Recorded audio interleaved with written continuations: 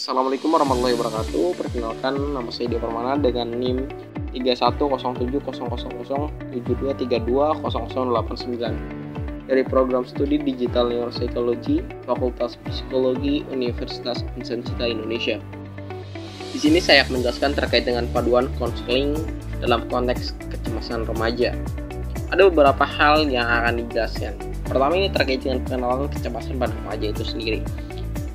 Yang harus pahami adalah latar belakang terjadinya kecemasan. Kecemasan pada remaja itu dapat terjadi baik secara alami maupun non-alami. Kecemasan tersebut tentu dapat berpengaruh signifikan pada aktivitas sehari-hari yang dilakukan. Faktor penyebab terjadinya kecemasan ini sangat beragam. Dalam konteks kecemasan yang dialami oleh remaja, tentu faktor penyebabnya meliputi beberapa hal seperti akademik, tekanan sosial, adanya tekanan di lingkungan keluarga, ataupun tekanan dari media sosial. Semuanya tentu memiliki dampak yang signifikan. Dampak tersebut berpengaruh pada beberapa aspek, mulai dari gangguan akademis, kemudian masalah sosial, dan resiko depresi dengan berbagai tingkatan. Dalam memahami kecemasan yang terjadi pada remaja, tentu terdapat beberapa teori yang dapat digunakan. Dua di antaranya yaitu teori CBT dan teori humanistik.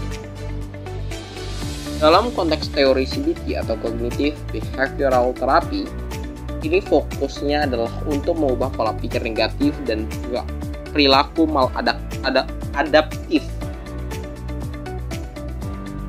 Ada beberapa hal yang perlu diperhatikan. Pertama, itu terkait dengan restrukturisasi kognitif. Kedua, ini terkait dengan exposure terapi. Ketiga, terkait dengan teknik relaksasi. Sedangkan dalam konteks terapi humanistik atau teori humanistik, fokus utamanya ditekankan pada potensi dan penerimaan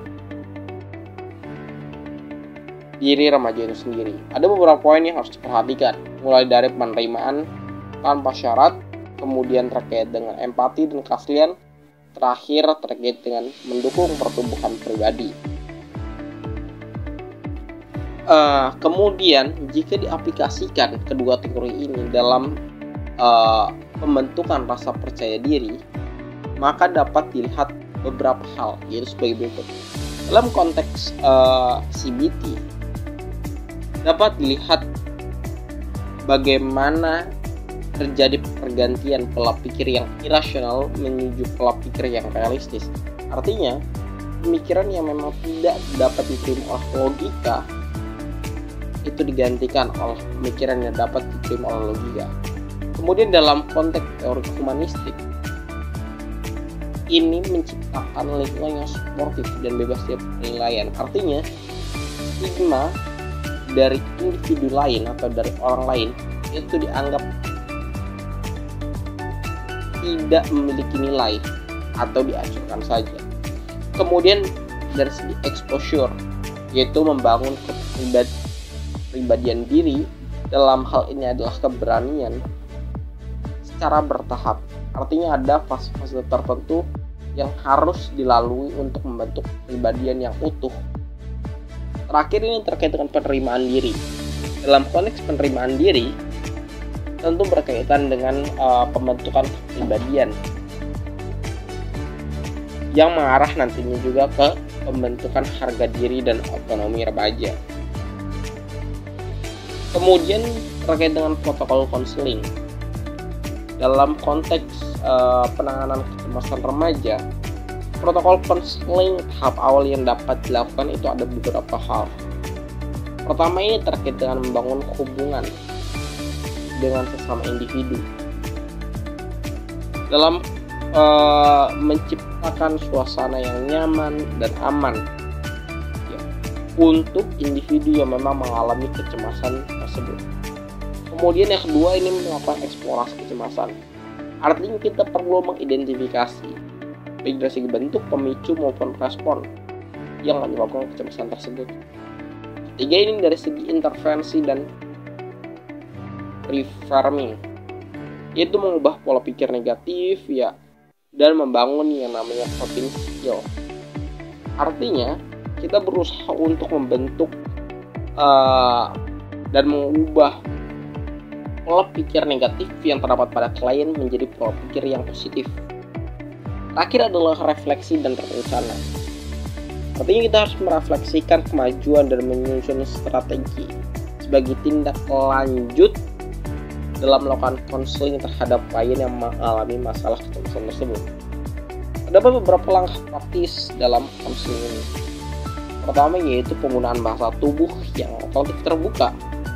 Kemudian mengajukan pertanyaan-pertanyaan yang sifatnya terbuka, tidak hanya berfokus pada jawaban iya atau tidak. Kemudian menggunakan alat bantu. Yang terakhir adalah melakukan latihan relaksasi. Kemudian terkait dengan konteks refleksi dan harapan penulis ya.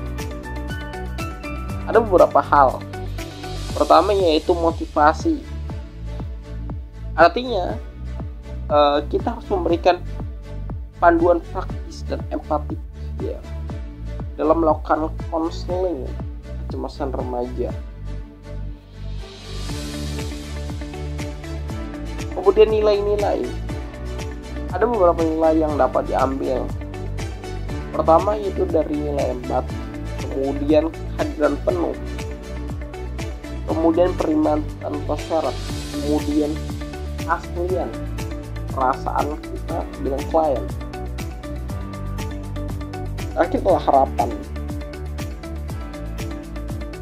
Dengan digunakannya protokol ini tentu diharapkan dapat membantu remaja dapat memahami masalah yang dihadapi oleh remaja tersebut.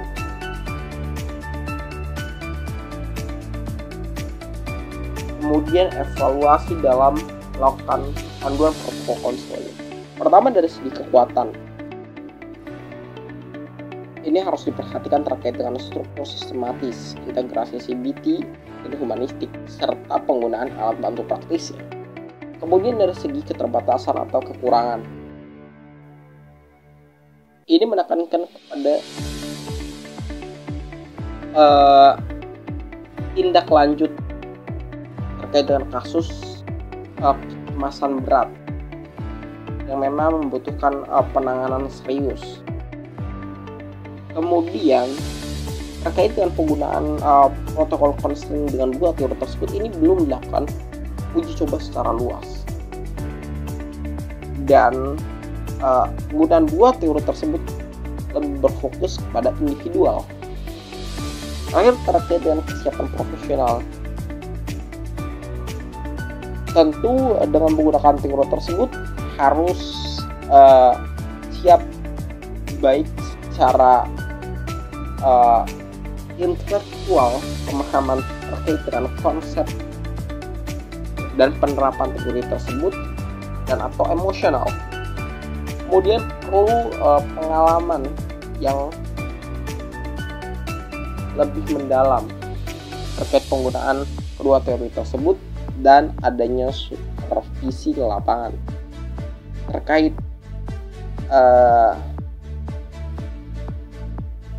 panduan terakhir ya dalam konteks konseling kecemasan remaja ini. Kami merekomendasikan beberapa hal yang memang dapat menjadi sesuatu yang dapat dikembangkan nantinya. Pertama ini terkait dengan pelatihan struktur. Pelatihan terstruktur ini dapat disusun melalui modul pelatihan untuk konselor dan juga guru BK. Kedua ini perluasan strategi. Ya, utamanya terkait dengan kasus traumatik dan kebutuhan khusus. Kemudian terakhir ada format digital.